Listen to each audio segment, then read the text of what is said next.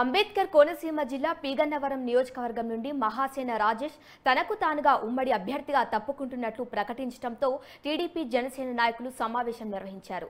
నియోజకవర్గంలో రాజేష్ ను ఎవరు ఆదరించలేదని, ఈ విషయం అధిష్టానం గుర్తించి కొత్త అభ్యర్థికి అవకాశం కల్పిస్తుందని, అందుకే రాజేష్ ముందస్తుగా తప్పుకున్నారని తెలిపారు. ఇతర దేశాల వారు అయినా పర్వాలేదు కానీ మంచి వ్యక్తిని సూచిస్తే రెండు పార్టీల నాయకులం కలిసికట్టుగా పనిచేసి గెలిపించుకుంటామని వారు అన్నారు.